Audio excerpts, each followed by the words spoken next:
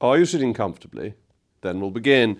And I thought the place to begin was with Keir Starmer's manifesto last year, Change, the Labour Party Manifesto 2024. It said on page 21, the Conservatives have raised the tax burden to a 70-year high. We will ensure taxes on working people are kept as low as possible. Labour will not increase taxes on working people, which is why we will not increase national insurance, the basic, higher or additional rates of income tax, or VAT. And Keir Starmer says that they've kept this promise. But how can that be true when fiscal drag raises taxes on working people and is effectively an increase in the rate of income tax? It's not a direct one, but to say it hasn't increased income tax is play on words. It's a spin of the kind that gives politicians a bad name. To put it simply, it's basically not true. Because inflation eats into people's earnings, and the threshold remaining stagnant means that more of their income, of their real income, gets taken in tax. Let's start with inflation and the effect that has, because inflation has become a problem again, really post-COVID, having been pretty benign. And we've seen it sneak in all sorts of ways: direct price rises, increasing cost of labour, of goods and of services, but also in hidden ways. So companies like the manufacturers of Club biscuits have reduced the amount of cocoa in their biscuits, so they're no longer chocolate biscuits, they're chocolate-flavoured biscuits, to try and avoid putting prices up too much. Sizes of cornflakes and things have been reduced, package sizes shrunk, shrinkflation, to try and pretend prices are the same, when in fact they've gone up because you're getting a smaller quantity. Whether cornflakes specifically, I don't know. I don't want to malign Kellogg's in case they're feeling particularly litigious, but you get the general point. And this is the damage that inflation does. It reduces your spending power. To put it in stark terms, let's rewind to 1914, when if you had a gold sovereign, that was worth £1. You could take a pound note into the Bank of England, and they would give you a gold sovereign in return. Now, if you went into the Bank of England and you gave them a pound note, they'd give you a pound coin in return. The gold sovereign is worth about £700. The pound coin is worth £1. You see the destruction of value. The pound is worth about 1/700th of what it was worth 111 years ago. That is inflation. And that has an effect on people's standard of living. It is effectively a tax on anyone who saves or anyone who is on a fixed income. Even on an income that is inflation linked, they find with fiscal drag that they are worse off. So I thought I'd work through a simple example, and I apologise for teaching my grandmothers to suck eggs. I'm sure most of you understand this fully.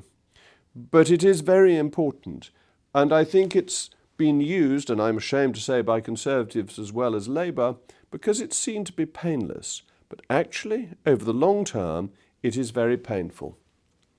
So let's assume somebody has an index-linked income of £100. It doesn't go up beyond inflation every year. It is flat. So the spending power in each year is £100 of the first year's money. So in year one, they have an income of £100. If inflation is at 5%, in year 5, their income would be £121.55. But this would only buy them as much as £100 had done 5 years previously. If there were a tax threshold of £50 and that remained flat, in year 1, they would pay £10 tax. They would pay tax on £50, the excess over the threshold. In year 5, they would pay tax on £71.55. Do you see the fiscal drag? The fiscal drag is that £21.55 that is only an increase to keep them up with inflation. Their real income hasn't risen at all. So instead of paying the £10 of tax that they would have paid in year one, they pay £14.31 of tax in year 5. They're paying over 40% more tax than they otherwise would have done on this example. It really is a very powerful way of taking money from working people, and it's an attempt to take it from them in a way that they won't notice, and it is a direct contradiction of the manifesto commitment. Anybody who is working will be worse off because of the freezing of allowances, and it works the whole way through the scale. If inflation is low, it's relatively modest. But if there's any spike in inflation, which can always happen, they will be significantly worse off. And keeping it going for so many years really harms taxpayers. And we know where the money is going. So that is what fiscal drag is. It is that your nominal income may rise, but if your real income is flat, you will pay more tax on your real income. You will have less real disposable income at the end of it. And this, of course, has an economic consequence because it makes it harder for you to save, to invest, or indeed to spend, to consume. Therefore, there is less economic activity. So it's not just the workers, the strivers who are worse off. It has a strong economic effect.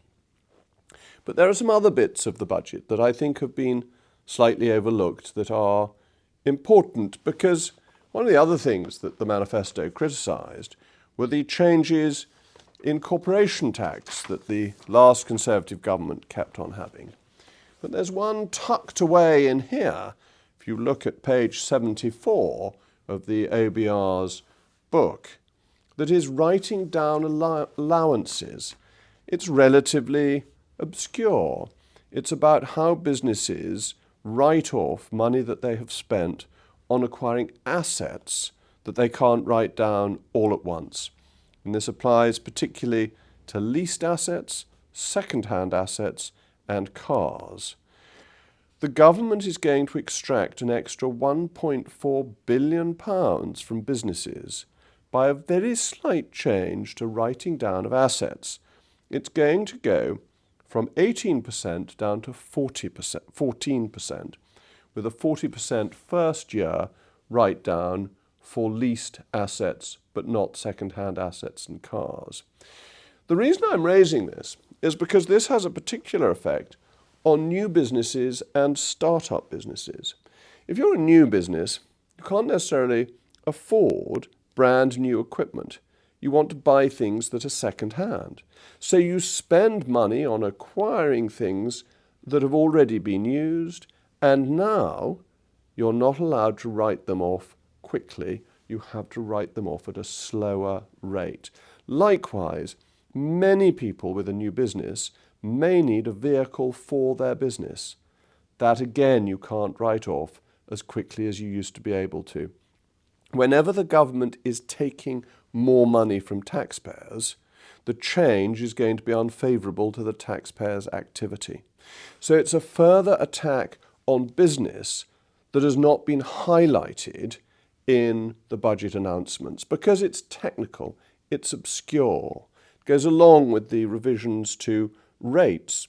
Rates are going to be cut slightly for smaller businesses, but they're going to be ratcheted up on bigger businesses. So again, you have an attack on business, continuing the theme of last year's budget, where the government doesn't really understand that business does not have personality beyond consumers, customers, and shareholders, of course, employees. And that by assuming that business is free money, Labour makes a very serious economic mistake. But as I said, the biggest event is fiscal drag. That's where the most money is coming from. There are other nasties in the budget, things that will catch people out. And I just thought it was worth explaining why fiscal drag fundamentally breaks that promise that Keir Starmer gave. It does affect working people. It is an effective increase in income tax. It's what he said he would not do. And this is important in terms of trust, because you cannot trust them. They said one thing, they have done another. And oddly, rather distastefully, they seem to be enjoying it. Rachel Reeves saying, this is my choice, taking ownership of something that she promised she wouldn't do. Either they always wanted to be a hard left, red in tooth and claw socialist government, or they've been forced into it by their backbenchers and are now trying to make the best of it. Either way, it's bad for the company, and it's bad for you if you work, if you strive, if you want to make a success of your life. It's good for you if you want to lie abed. As always, thank you very much for listening.